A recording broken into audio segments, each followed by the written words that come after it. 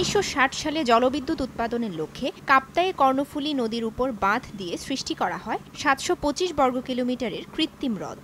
এশিয়ার সর্ববৃহৎ কৃত্রিম এই হ্রদের পানিতে তলিয়ে যায় জেলার বিস্তীর্ণ জনপদ। রাঙামাটি বিদ্যুতের আলোয় ঝমকালো হবে এমন আশায় সেদিন কাপ্তাই হ্রদের ক্ষতিগ্রস্তরা তা মেনে নেয়। অর্ধ শতাব্দী পর তাদের প্রত্যাশা পূরণ হয়েছে। গত 10 বছরে জেলায় বিদ্যুৎ খাতে নানা উদ্যোগের আমূল পরিবর্তন হয়েছে। শহরের পাশেই গ্রিড উপকেন্দ্র স্থাপনের ফলে লোড ক্যাপাসিটির সমস্যা সহ লোডশেডিং নেই বললেই চলে। বিদ্যুতের বিষয়ে বলতে গেলে আগের চেয়ে অনেকটা অগ্রগতি আমরা লক্ষ্য করছি। এখন 8টি সাব স্টেশন হওয়ার কারণে রাঙামাটির প্রায় প্রত্যেকটা উপজেলায় একদম প্রত্যন্ত অঞ্চলে বিদ্যুৎ পৌঁছে গেছে।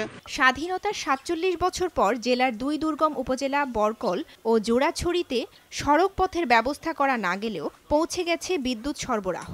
এত বছর পর বিদ্যুৎ পাওয়ায় খুশি এসব উপজেলার বাসিন্দারা। বিদ্যুৎ আসাতে অনেকটাই সুবিধা হয়েছে যে এই যে দোকানপাটে বিকাল রাত পর্যন্ত দোকান চালু রাখা যায়। বেকারত্ব ছিলাম, এখন বিদ্যুৎ আসাতে আমি কম্পিউটারের কাজ শিখে স্বাবলম্বী হওয়ার জন্য চেষ্টা করতেছি। বিদ্যুৎ আসার ফলে আমাদের এখানে ওষুধ, ভ্যাকসিন, তারপর সাবুজতরি এগুলো আমরা এখন রাখতে পারতেছি। 3 পার্বত্য জেলার বিদ্যুতের উন্নয়নে 500 কোটি টাকার প্রকল্প বাস্তবায়নাধীন রয়েছে বলে জানিয়েছে পিডিবি কর্তৃপক্ষ। 500 কোটিরও অধিক টাকা ব্যয়ে একটি প্রকল্প চলমান আছে।